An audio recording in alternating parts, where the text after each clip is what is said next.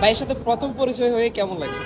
আসলে বলতে গেলে আমি আপনারে মানে ফেসবুকে এর আগে আপনার সাথে অ্যাড আছি, কথাবার্তা কখনো হয় নাই। ফার্স্ট দেখা হয়েছে ওই দিন আপনার সাথে। কথা বলতে গেলে পার্সোনালি আপনাকে আমার খুব ভালো লাগে। আর কথা বলতে গেলে আপনার সাথে ফার্স্ট দিন দেখা হয়ে আমার ভালো লাগছে। দেন পার্সোনালি আপনি অনেক ভালো একজন মানুষ। আসসালামু আলাইকুম সবাইকে, কেমন আছেন আপনারা? আশা করি সবাই ভালো আছেন, সুস্থ আছেন। এইখানে আমার তিনজন ছোট ভাই রয়েছেন। ওদের থেকে আমার বিষয়ে আমি একটু জানতে চাই। সবচেয়ে বড় কথা হচ্ছে কি, ব্যক্তিগত বিষয়ে মানুষ যখন মানুষের প্রশংসা করে বা ভালো কিছু বলে তখন ভালো লাগে। দেখি আমার বিষয়ে কি বলে। আগে ফাহিম, ফাহিম, আমি আসলে তোমার কাছে জানতে চাই যে আসলে আমি যে এই দুবাই থেকে আবার বাংলাদেশে চলে আসছি, আসলে তোমার কাছে এই বিষয়টা কেমন লাগতেছে? বিষয়টা আমার কাছে কেমন লাগতেছে? হ্যাঁ, আসলে আপনি যখন আমাদের সাথে একসাথে ছিলেন তখন খুব একটা ভালো লাগতো। এরপরে মাঝখান দিয়ে আপনি চলে গেছেন, সবকিছু একটা এলোমেলো হয়ে গেছে। এক কথা হচ্ছে এটা, আমি মাঝে মধ্যে আপনার মেসেজ দিতাম যে ভাইয়া কবে আসবেন, চলে আসেন, আমরা তো আছি সবাই। তো। অবশেষে একদিন রাতে আপনি আমার মেসেজ দিয়েছেন যে ফাইম ভাইয়া তো আসতেছি। মানে আমি কি যে খুশি হয়েছি এটা বলার মতো না। এরপর যখন আসলেন আমি এয়ারপোর্ট গেছি, নিয়ে আসছি, মানে আপনি আসাতে অন্যরকম একটা ফিলিংস কাজ করতেছে, অন্যরকম একটা খুশি আনন্দ। আচ্ছা, একটা জিনিস জানতে চাই যে আমি তোমাকে হঠাৎ করে নক দিছি, রাত মনে হয় কয়টা বাজে বাংলাদেশে? রাত হচ্ছে মানে 2টা মেবি। 2টা? হ্যাঁ। তখন আমি মেসেজ দিচ্ছি আমি দুবাই এয়ারপোর্ট আসতেছি। হ্যাঁ। আচ্ছা, তখন মেসেজটা পাই কি আসলে তুমি সত্যি মনে করছো যে আসতেছে নাকি? আপনি আমার মেসেজ দেওয়াতে আপনি বলছেন না ভাইয়া দেশে আসতেছি, তা আমি আপনাকে বললাম যে কবে, মানে আমি তখন জানি না যে তখন আসতেছেন এরকম। আমি জিজ্ঞেস করছি কবে, হ্যাঁ। আপনি বলছেন এখন। এখন বলাতে তো আমি একটা শকড হয়ে গেলাম কি রে ভাই, কথা নাই বার্তা নাই। আমার বললো যে 4-5 মাস পর আসবো, এখন বলতেছে হঠাৎ করে বলতেছে এখন আসতেছি। তো আমি মনে মনে ভাবলাম হঠাৎ করে আসতেছে, হয়তো কোনো একটা কারণও আছে মেবি। কারণ তো ছিলই। তারপরে তো দেখলাম যে ওই দিন আর আসা হয় নাই।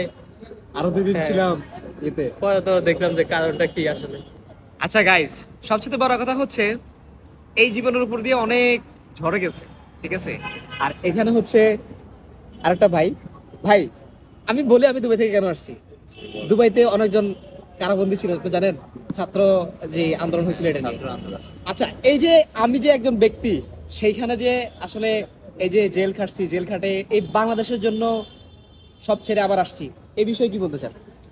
আমি এই বিষয়ে বলতে চাচ্ছি যে আপনার সাথে আমার সাথে প্রথম সাক্ষাৎকার, যেমন এই যে ইজ দ্য বিগ ব্রাদার বলতে গেলে জাস্ট এই, যেমন আপনি দুবাই থেকে এসেছেন, নিশ্চয়ই বাংলাদেশের প্রতি কোনো একটা টানে আসছে, ঠিক আছে? অবশ্যই কোনো একটা টানে, যে ভালোবাসা, যেমন দেশের প্রতি দেশে অনেক ভালোবাসা। যেন ওদিকে যেমন ভাই ব্রাদার নাই, জাস্ট ভাই brother is the Bangladesh is the available. Just বলতে গেলে এখানে আপনি ভাই ব্রাদারের টান আছে, যেমন ভালোবাসা আছে, আপনি এই জন্য অনেকটা আন্তরিকতার সাথে চলে আসছে।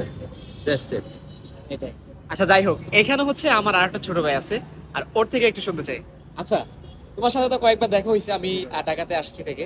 তো আসলে ভাইয়ের সাথে প্রথম পরিচয় হয়ে কেমন লাগছে? আসলে বলতে গেলে আমি আপনারে মানে ফেসবুকে এর আগে আপনার সাথে অ্যাড আছি, কথাবার্তা কখনো হয় নাই। ফার্স্ট দেখা হয়েছে ওই দিন আপনার সাথে। কথা বলতে গেলে পার্সোনালি আপনাকে আমার খুব ভালো লাগে। আর কথা বলতে গেলে আপনার সাথে ফার্স্ট দিন দেখা হয়ে আমার ভালো লাগছে। দেন পার্সোনালি আপনি অনেক ভালো একজন মানুষ, কথাবার্তা সবকিছুই একদম সুন্দর, ভালো লাগছে আমার আপনার। গাইস, প্রশংসা শুনতে ভালো লাগে। আচ্ছা, যাই হোক, আমাদের কাজ হবে একসাথে, কেমন লাগতেছে আসলে? ইনশাল্লাহ খুবই ভালো লাগতেছে আপনার সাথে কাজ করতে পেরে, বা কাজ করতে পারবো। ফাহিম, আমাদের কাজ আবার হবে ইনশাল্লাহ, কেমন লাগছে?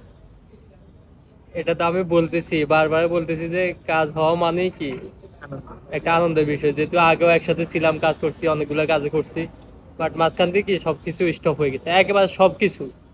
আচ্ছা, রাইট। হ্যাঁ, এখন আবার যেহেতু শুরু হবে নতুন করে, তো এটা তো আনন্দের বিষয়। গাইস, সবচেয়ে বড় কথা হচ্ছে এই যে ফাহিম, ওদের সাথে আসলে আমার নতুন পরিচয় হয়েছে, কিন্তু ফাহিম, তারপরে ছোট ভাই পাবেল বা ওরা অনেকেই ছিল, আমরা একসাথে ছিলাম। যখন আমি ছিলাম এইখানে তখন আমাদের ভিতরে একটা স্পিরিট ছিল, ওদের ভিতরে একটা স্পিরিট ছিল। যখন আমি এই দেশটাকে মানে দুবাইতে চলে গিয়েছিলাম, তখন এক একজন এক এক দিকে চলে গেছে। কেউ বিয়ে করে ফেলছে, কেউ এক একটা মানে মানে কন্টেন্টটাকে ছেড়ে দিছে।